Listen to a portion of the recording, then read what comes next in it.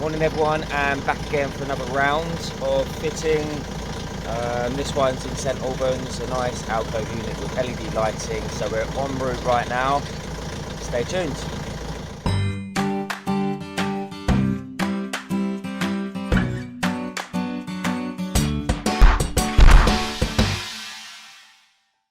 Okay, so en route now.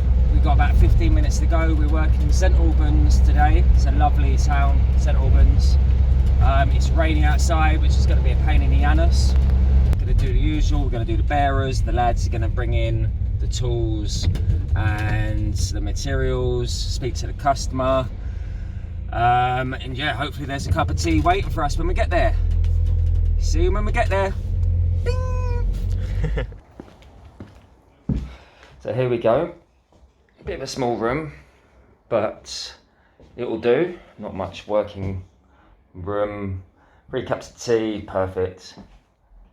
And what we've got to play with is all these electrics here. We've got an Alcove unit going in this space.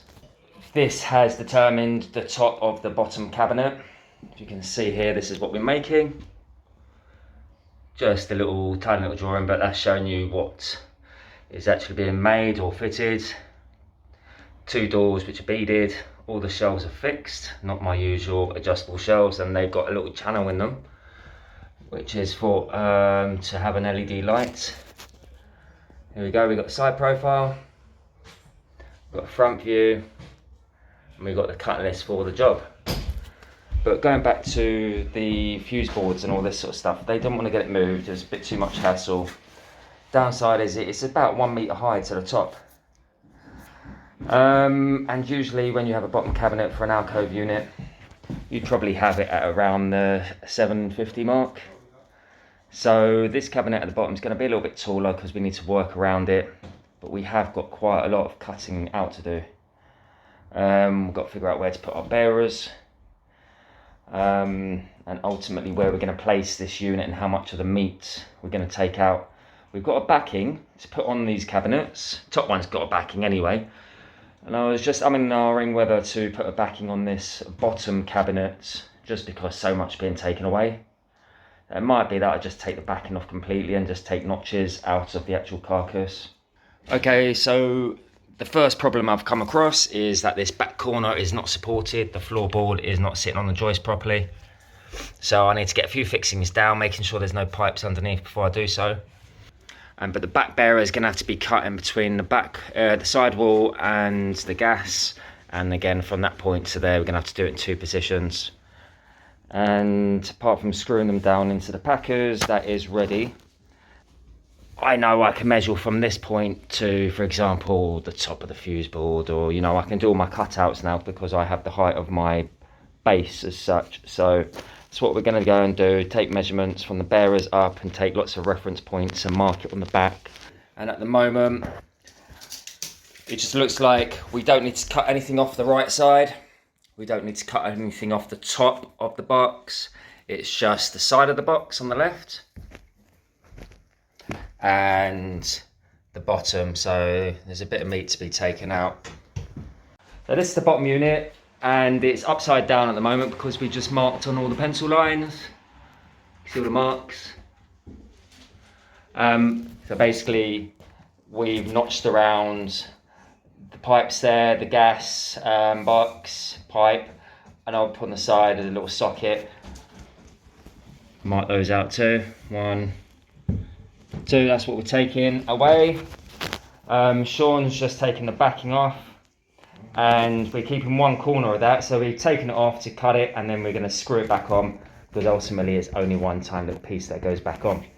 Just if it's going to give any little bit of strength, you know, anything's better than nothing to keep the strength in the carcass. I hate fitting things without backings, it just doesn't feel right. So I need to put something back in there to beef it back up. So we've done the backing first, so when we're cutting these notches out, we're not cutting into the backing too at the same time, because ultimately it's a nice big offcut left over. We could upcycle it, you know, we could reuse it for something in the future. And we're just simply going to use the jigsaw.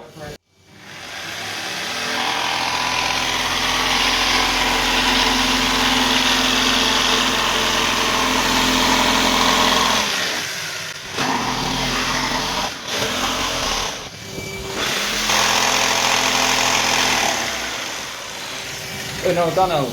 Alright, so we're just going to carry on. We've got 2 more here and we've got 1 on the side. And then we'll take the arises off on the inside and clean up all the cuts. This is what we're left with. Actually looks quite cool. Nice little Art Deco shape going on there, isn't it? Turn it off, mate. You're not using it. Oh, John was hoovering. No. It's one of his many calls he gets a day by his missus. And John, I'm getting mixed up with names. I sound like an old age man. Sean's been just cleaning up all these edges here. With what you're using there, just a rough paper P120 at the moment. And he's going to take all these arises off just to make them nice and smooth, ready for paint later. You can see the shapes. Can you see that last bit of backing that we left on? It hardly seems worth it, but just give that little wobble. It just goes to show, Sean. Wobble it left and right. You know, it's giving it a little bit of strength, isn't it? It's stopping it. If we didn't have that backing on, it would be nothing at all. It'd just fall apart. And looks like we're near enough ready to rock and roll and get it in place. Right, so let's give it a go. We haven't tried this in yet, so let's see if we've cut it right. You'll be the first to know.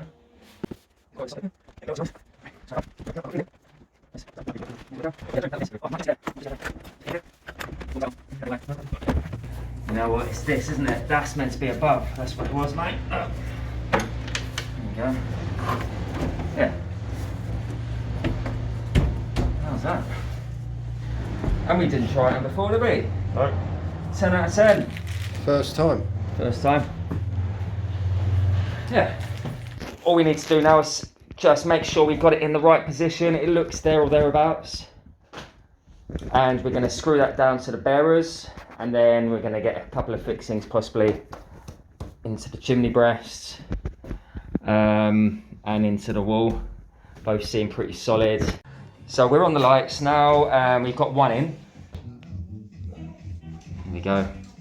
So we get a nice glow. We don't see the LED strip, and that is why I use channels. It's 15mm deep, or just 15mm deep, and probably about the same width, so 15 by 15. And I stick the LED light on to the back edge of the channel. So the light is shining up against the backing as such. Right, as you can see, the ledge is in. The side cheek is in, been notched around the fireplace stone at the bottom. So it goes down to the floor. We've notched around the corner on this ledge. And we have done the same here. Remember that the top unit that's going in place here is coming up to around this point, so we didn't bother scribing any of this. It's pointless. So this is all fixed down now. We've used 4 30s, 4 heads, 30mm long screws. At the bottom, 6 of them. That's not moving. We fixed this trim in place with 30s here, 1 here and 1 here. And the reason we've done that is because we've got a hinge going here and a hinge going here, so that's going to get covered. This trim over here has been glued on with, sorry, I've got a shadow going on. Has been glued on with Mitre Bond. Where is that stuff? Mitre Fast. It's down there as well. There we go. Just always use it. Go through loads of this, as you probably know in my videos. So that's been glued on, and the bottom trim here, that's been put on. And we'll put a bead of silicone at the bottom. To be honest, we'll put a bead of silicone everywhere on this job because we've got white walls. We've got a blue wall here, but it doesn't matter. We can still get a nice bead of silicone all the way around. So that is near enough ready now for the top part to go in, which is over there, all ready and waiting. And just to reiterate, we've got a lip here. And if you follow me back, the reason we've got a lip and the reason we've got these packers here is so when we turn that around and slot it in place, that lip of the upper unit will just get wedged in nice and tight. And that's going to hold our backing so it doesn't belly out, and so we don't need screws, because obviously we're not going to be able to get screws in there anyway. So that is the reason we use packers, and that's the reason we've got a lip, and that is my technique. I've been using that for a long time and it seems to work all the time. The only thing we need to do at the bottom now is just get the doors on, and then the bottom's finished. So let's go ahead and get this unit in. Okay, so as you can see, the top unit's in, and it looks really nice. I'm really happy with that. You can see what I mean about the LED lights when I was talking about the channels. And the reason I do these 15mm by 15mm channels in the shelf is so you get a nice glow. And the LED light just gets fixed to the back edge, and it just gives you that glow up against the backing, and you don't see them at all. And all that does is all these lights have just been pushed through the holes. 3 wires down here connected into a little transformer which are up to 6 lights, so you can plug another 2 in. This light is then plugged into there. I am going to get a remote control system so they can have it on remote, but I haven't got that just yet, I forgot. And all I'm going to do to get that fixed in place is get my ladder, jump up the top and just knock some wedges in the gaps at the top.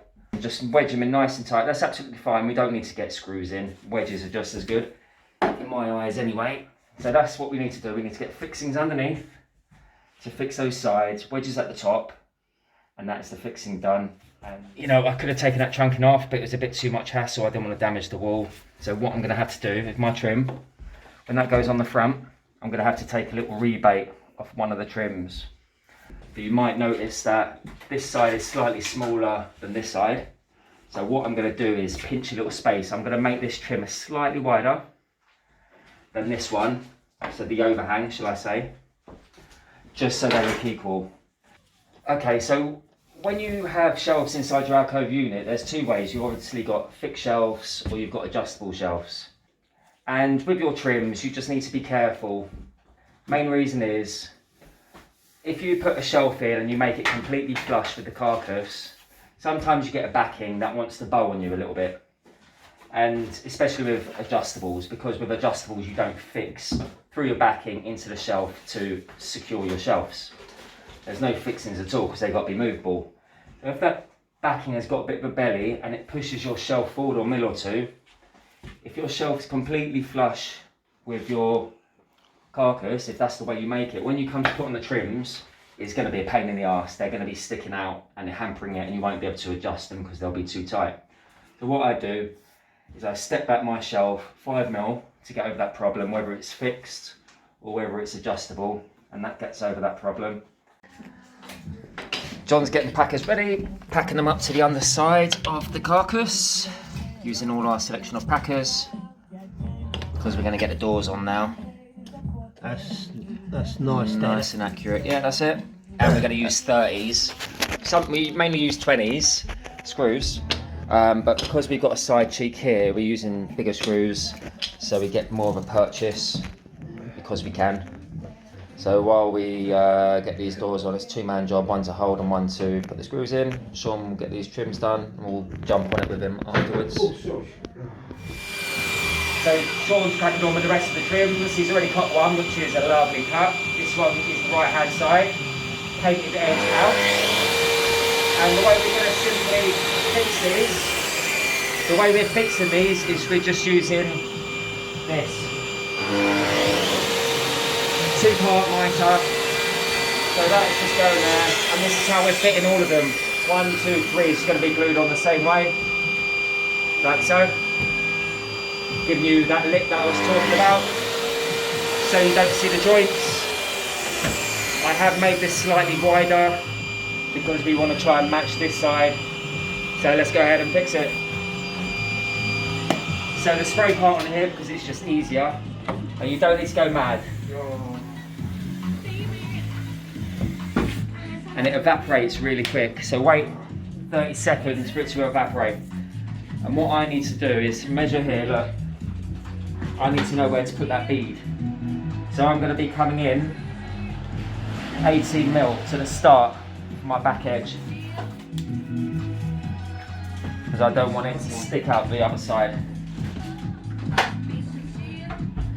I don't care if it's any glue gets around there, because you're not going to see it as long as it doesn't show on this side.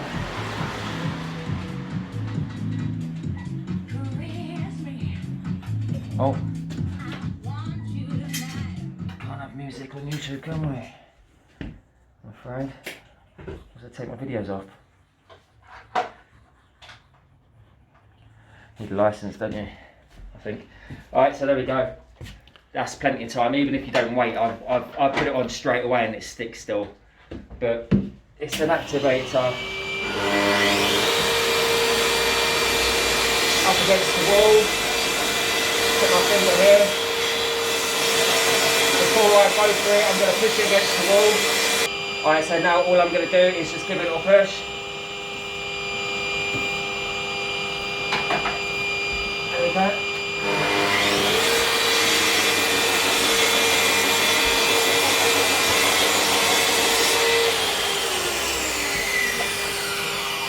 And that's nice and solid. Ready for a bead of silicone.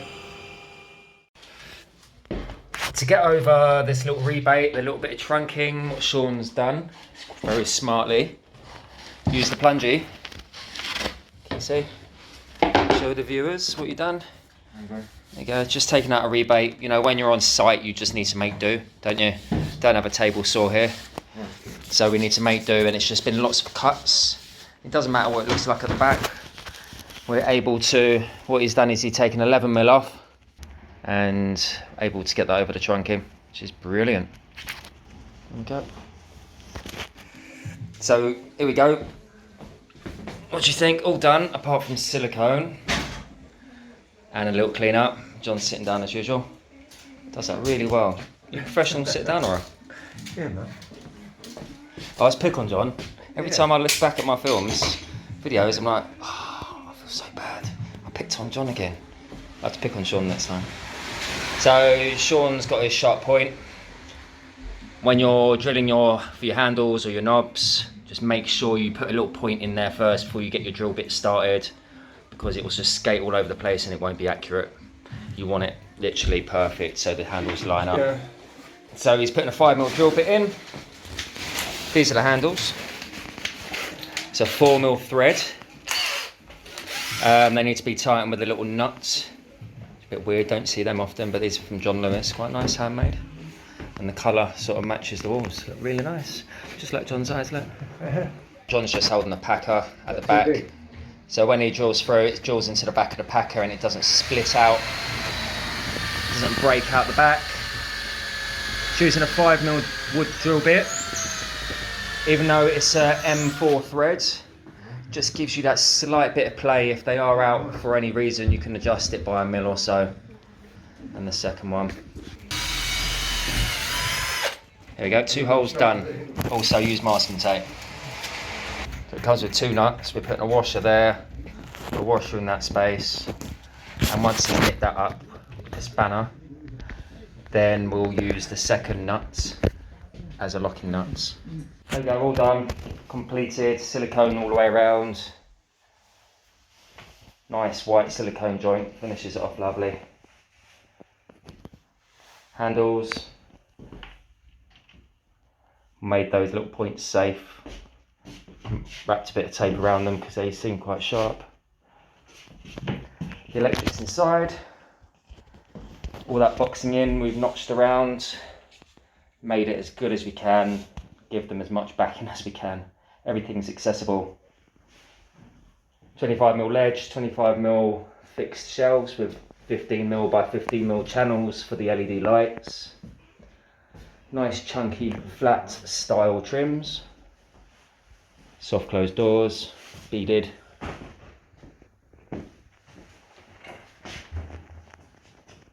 And that is what you call a wrap. Right guys, thanks for watching. It's been a long day, but great job. Customer's happy, and hopefully we'll see you in the next video. Take it easy.